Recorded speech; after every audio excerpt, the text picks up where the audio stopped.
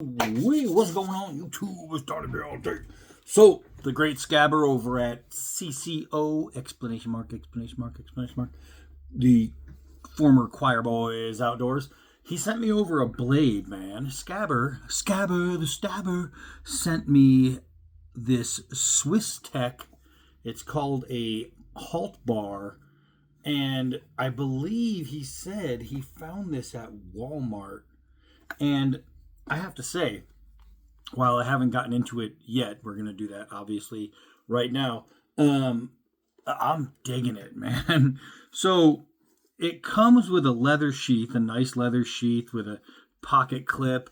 And you're going to see this guy right here, and you're going to say, well, there's a design flaw. Maybe it was. What happened was it had a strap on there. And if you'll notice, the knife is completely buried in the sheath.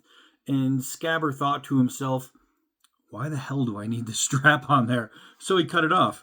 And I'm okay with that because I wish I had one right next to me.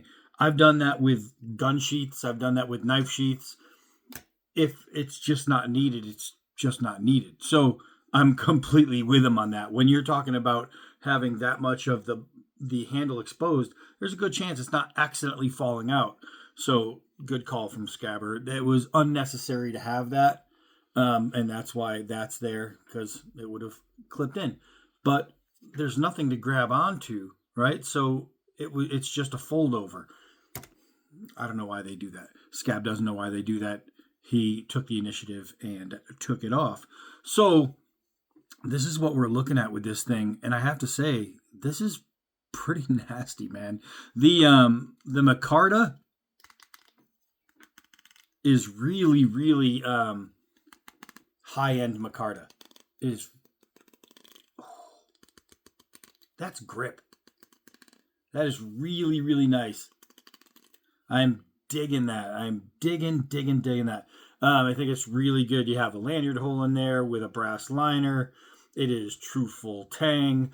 We are looking at a 0.02 inch thickness. It is a light stonewash premium VG10 steel. Excellent. Let's see. It is obviously a drop point, which I love. I think it's beautiful. It's classic. It does exactly what it needs to do. Broadly shaped blade for tip strength. And I can see that because look at that. That is just excellent. And if you're looking at it square, when you roll it forward, you can see it comes to a point. From one angle, it looked like it was square at the end, but it's not. Let's see. Premium canvas micarta, brass pins, lanyard hole, Barlow, knife styling,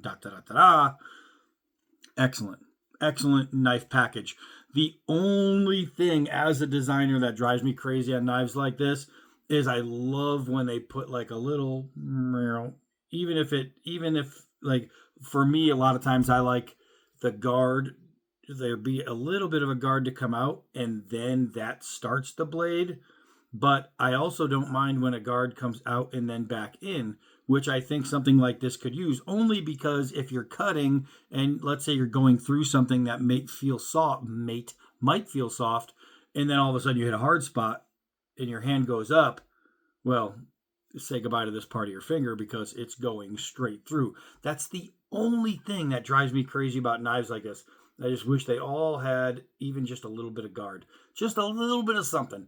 But as long as you know that there's no guard, you know that maybe don't stab so much. And if you do, there's a technique where if you pull back on the grip and do this and stab that way, let's see if I can try to pull it back into my hand. You'll notice I cannot. It's just locked in there.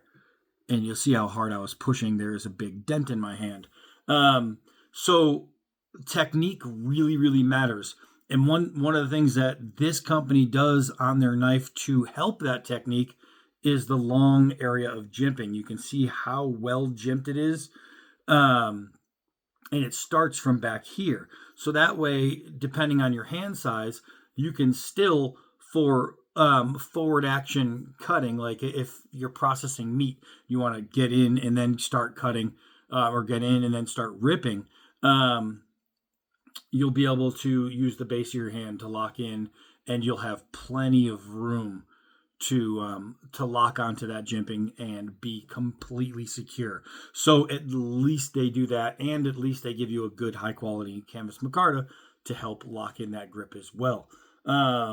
Outside of that, it's just all about cutting. Now, this is a used knife. If anybody's ever watched Scab, you know it's 9 miles of cutting for every video, which means the knives take some edge abuse, not abuse because Scab's not a jerk. He doesn't abuse knives, but edge abuse, a lot of cutting he does.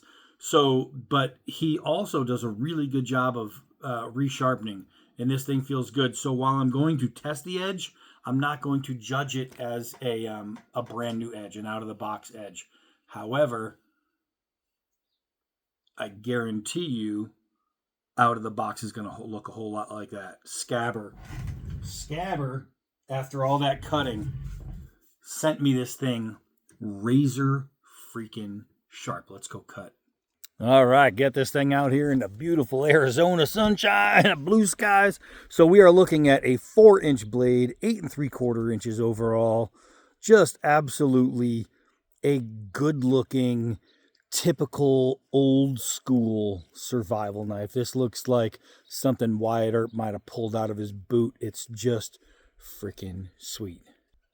All right, let's do some 4-foot gravity drops. We're going to see not just balance, but bite. And see how that goes, just naturally dropped. And we're looking at almost a 1/4 inch on that first one. Now remember, this is all Arizona, sun-baked, hard-dried wood. You can see the line right about there. That's about a 1/4 inch. So what I want to do now is get the dog out of the way, is just do a couple of hard throws into this block, and we'll see how that bite is. Ooh, that was a good one. That was a good strike. You could see that line. That's about a 1/2 inch in. Let's do one more. Ooh! Bravo! Bravo! That was a killer. So look at the depth. Right there, you can see that line. That's how deep that thing went in there.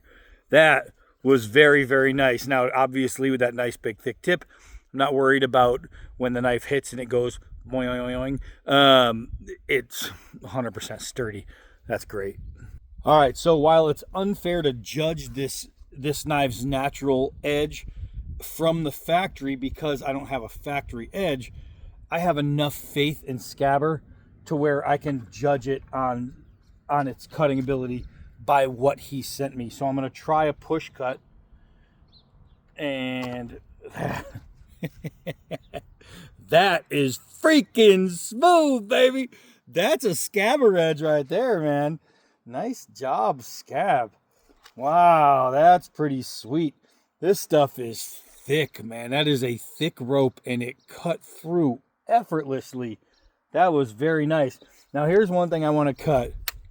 This stuff is not made. Look, I just cracked it. That's how brutal this stuff is, man. It's not soft at all. Soft stuff doesn't crack like that, but what happens if you have one that has a jagged edge and you need to make it smooth somehow and you don't have a saw at hand, have a big crack going down it, so this is really difficult. But well, let's try the other end. This has got a crack in it too, but we're gonna try. There you go. I mean, this edge is biting straight into it. That is a hard material in a knife that maybe is either not as sharp or doesn't have good edge geometry.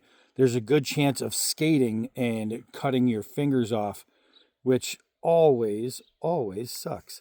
So we're going to get a couple more little right here. Just a couple more centimeters. Look at that. That is beautiful. That is a cutting tool. So it's really good because if you are out in the woods and this is a survival type situation, you know that any material you have, you're going to be able to cut. What matters is, are you going to be able to cut it well? So let's see how this edge geometry really is. That is just pretty sweet right there. So you are looking at a 90 edge, so you can strike a ferro rod with this. And having the ability to feather like a madman is going to be an absolute plus, because you want to get a good little bundle, a good little nest. So when it comes time to lighting fires, you're going to be A-okay. So I wonder, I got a screw right there, but I wonder if we can get some swoops in here. I mean, some curls. We just got swoops. And so just by changing the grip, you see these curls? So this is a swoop. They go like that. Those, where are we? Where are we? Those are curls. That is beautiful. And it's all about just changing the way you hold the knife. It's about just manipulating your angles. And you can change how the cut is going to be. So being a nice dry wood like this, between this and this, I'm going to have no problem getting a fire started. All right, so that's actually really good. So the edge geometry, the edge angle is so good that just by how you hold the knife is going to determine on how easy and how well you can feather. So that's really good. So right now we're just doing some material removal, and what this is good for is a few things. A, it's putting a bunch of lightable fluff right below the edge. So if I want to get a fire started, all I have to do that. Now I wouldn't be up in the air at my camp, so it would be dropping right there. I'd just push it in a pile and good to go. But what this does is it just makes it easier if you have to carve yourself some kind of, look at that, it makes a nice little nest on there. But if you're carving yourself some kind of pointed stick for either camp protection, camp hunting, fishing, you need to drive a spike into the ground to set up an actual shelter. If you want to put pit spikes in the ground to protect your camp, if you want to, I don't know, hang your jacket, you can make a tip and bang it into a soft tree and you'd be good. This knife, this is just one of those typical survival things. So I have that screw in there. I'm going to take the spine of this and I'm just going to do that. That's going to make this next job pretty easy. Look at that. Look at that. So let's try a nice little notch here. Get a good strong push down. And now I'm going to use those two little marks I made to finish off this notch. And you'd be able to make your square notches, V notches, anything like that. So if you have to put two pieces together, and obviously the more you go, the bigger the knot can be. Very well to do. Oh, here we go. Let's take one of these. We got stuff to do with this knife because this is a fantastic little, survival knife. And when you're talking about survival, bushcraft, things like that, having a knife that you can 100% rely on just makes life easy. It just makes life easy. That is really nice. What's not nice is that I'm wearing flip-flops and that stick just landed right on my toe. But so if you're using this and you're out and you end up getting yourself some kind of prey, you're able to land a food source. You want to make sure that you're going to be able to get into that food source. Let's see. Wow, that is so nice. There's barely any fibers ripped up on there. You can see it right there, just a little bit. That is a really nice clean rip. That is a clean rip.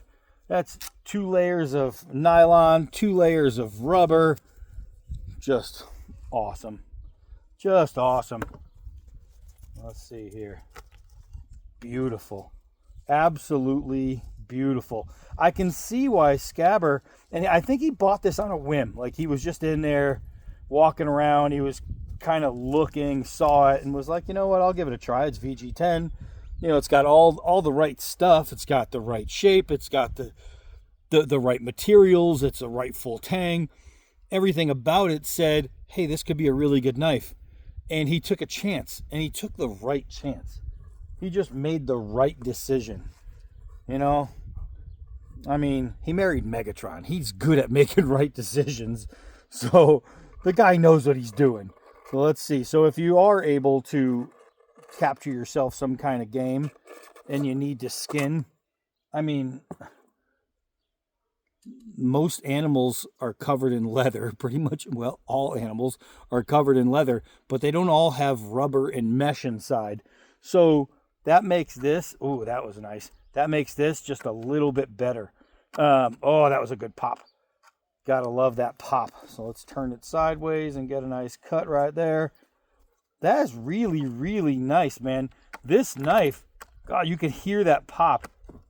That is what you want when you're talking about cutting stuff like that. You want that nice little pop, that hardcore, just boom, the material just pops away because the knife is so sharp and so well done. This thing is absolutely fantastic. I'm not sure what he paid, but I know at Walmart you can get some really good deals, and I would guarantee that this is probably one of them. And if you're walking through the store and you see that white box with a little cross on it, and you're thinking to yourself, I wonder, you don't have to. This thing is really, really nice. This isn't a good survival knife. This is a great survival knife. I want to look now to see what he paid, because I guarantee you he got a freaking monster deal on this thing. This is an absolute winner chicken dinner. I just killed a fly on my finger. You gotta be kidding. Winner chicken dinner type knife. Fan freaking tastic. That's it for this one. I am Donnie B all day. Until next knife.